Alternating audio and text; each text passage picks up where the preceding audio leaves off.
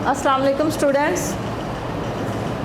बच्चों, आपका बायो का लेक्चर है और इसमें जो है वो हम लोग आज का जो हमारा टॉपिक है वो data organisation and data analysis है। इसके ऊपर बात करेंगे। अभी तक जो हमने इस चैप्टर में पढ़ा है वो बायोलॉजिकल मेथड पढ़ा था to solve a biological problem, और इसके अलावा मॉस्किटोज़ की वजह से जो मलेरिया होता था वो एक प्रॉब्लम थी।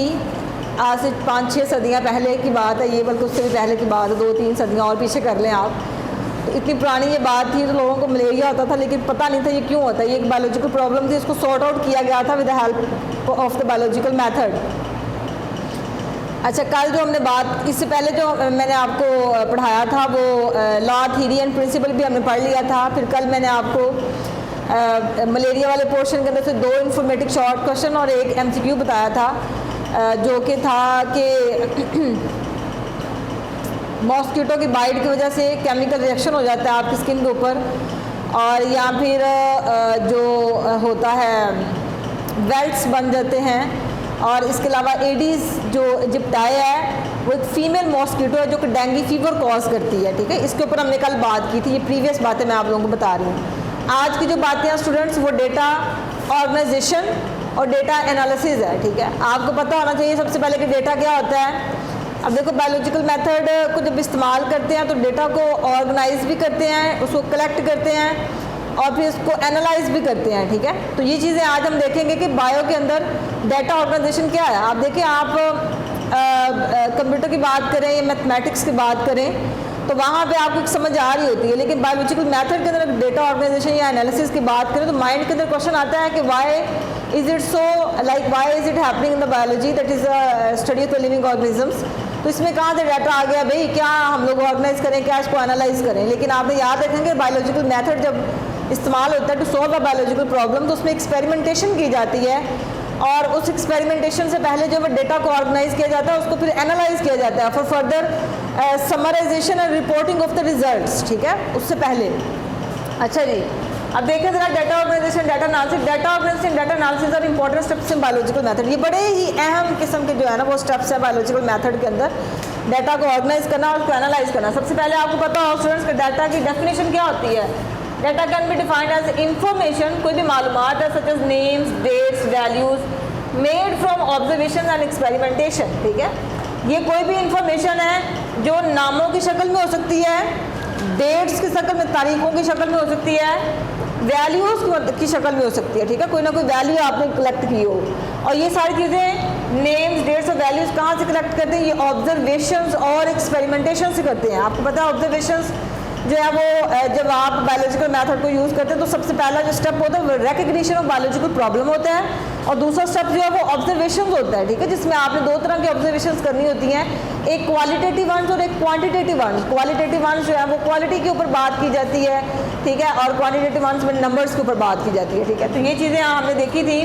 और डेटा को आपने डिफाइन करना है, इंफॉर्मेशन ऐसी मालूमात जिसमें नाम, डेट्स और वैल्यूज़, ठीक है, इनके ऊपर बात की जाती है। मेड फ्रॉम ऑब्जर्वेशन, जो कि मुशाहदात से ली हो सकती हैं। ठीक है, ये सारी चीज़ें जो है वो मुशाहदात से लेंगे या एक्सपेरिमेंटेशन या तजर्बे से लेंगे। ठीक है, या फिर तजर्बा हम लोग कर रहे हैं उससे लेंगे। तो जो डाटा की डेफिनेशन आपको आनी चाहिए, ये एक शॉर्ट क्वेश्चन के तौर पे भी आता है। तो आपने बताना है कि डाटा ऑर्गेनाइजेशन और जो डाटा एनालिसिस है ये बायोलॉजिकल मेथड के अंदर बड़े इंपॉर्टेंट स्टेप्स हैं। तो डाटा की अगर हम लोग सिर्फ, अब देखो डाटा एनालिसिस है और डाटा ऑर्गेनाइजेशन है, इन दोनों के अंदर डाटा क्या है। ठीक है, एनालिसिस तो ठीक है, उसको एनालाइज करना है आपने, ऑर्गेनाइजेशन में आपको उसको तरतीब देना है। तो ये डाटा बेसिकली क्या है, डाटा क्या है कि it can be defined as information. ये कोई भी ऐसी मालूमात हो सकती है सच एज नेम्स, नाम हो सकते हैं, डेट्स हो सकती हैं, वैल्यूज़ हो सकती हैं, जो कि ऑब्जर्वेशंस और एक्सपेरिमेंट से आपने इकट्ठी करनी है। ये हमारे पास डाटा है। ठीक है, तो उसके बाद students data organisation, data analysis मैं आप लोगों को कल करवाऊंगी ये वाला। आज हम लोग डाटा ऑर्गेनाइजेशन को देखेंगे कि डाटा ऑर्गेनाइजेशन क्या होता है। डाटा ऑर्गेनाइजेशन जो है, जब हम लोग in order to formulate and then test hypothesis, hypothesis आपको पता है कब बनाते हैं, 2 सेकंड के लिए सोचें आप। जब बायोलॉजिकल मेथड को आप यूज़ करके बायोलॉजिकल प्रॉब्लम को सॉर्ट आउट कर रहे हैं तो हाइपोथेसिस कब आता है? सबसे पहले क्या आता है? Recognition of biological problem, then observations और फिर हाइपोथेसिस आता है, ठीक है। हाइपोथेसिस के बाद डिडक्शंस आती हैं, फिर एक्सपेरिमेंटेशन होती हैं। तो जब आप लोग हाइपोथेसिस को फार्मूलेट कर रहे होते हैं, बना रहे होते हैं, scientist collect and organise data, ठीक है। साइंटिस्ट जो हैं वो डाटा को इकट्ठा करते हैं और उसको तरतीब देते हैं, ठीक है। तरतीब देना, साइंटिस्ट जो है वो डाटा को कलेक्ट आपको पता है क्या मतलब होता है इसका?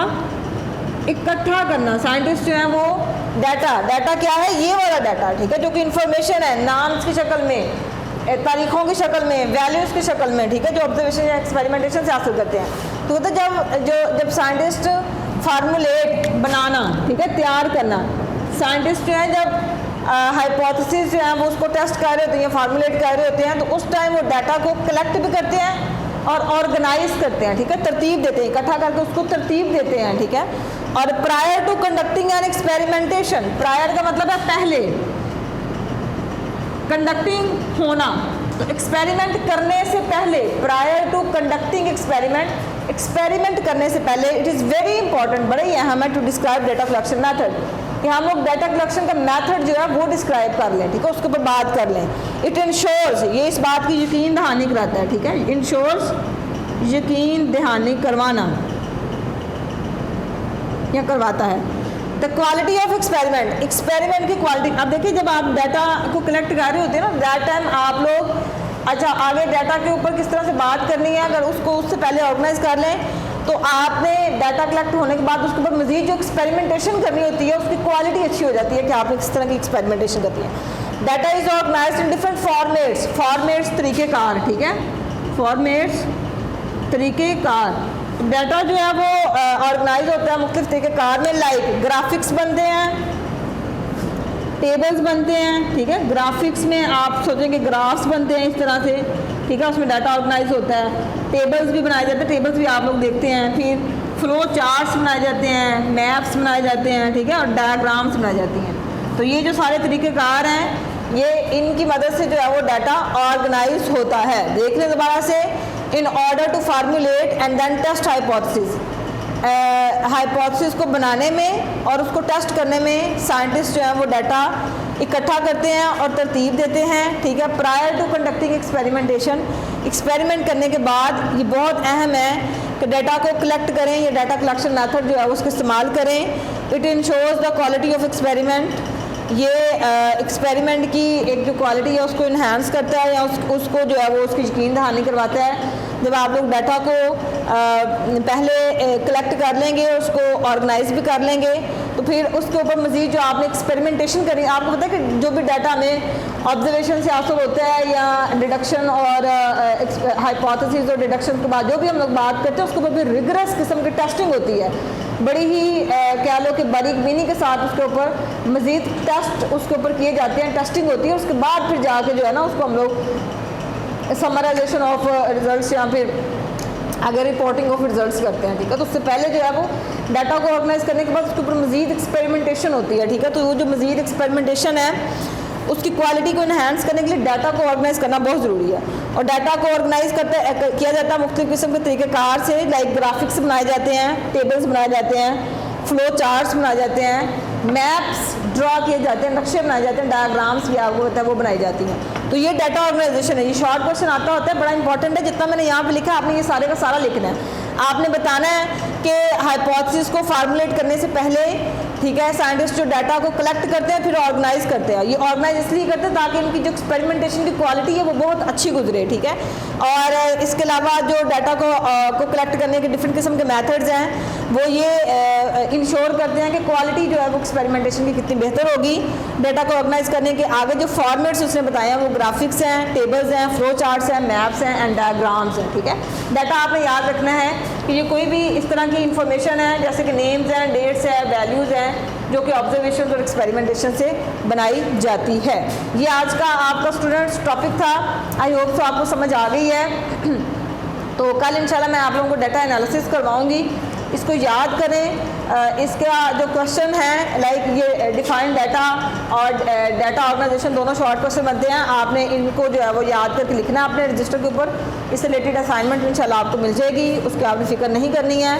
और अल्लाह से दुआ है कि आप लोग जल्दी जल्दी स्कूल आएँ, ठीक है, यहाँ पे आकर लाइव पढ़ें आप लोग समझे चीज़ों को।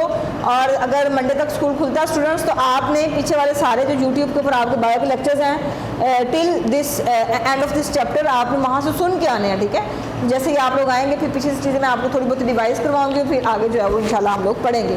तो अपना ख्याल रखिएगा बच्चों और दुआओं में याद रखिएगा। अल्लाह हाफिज़।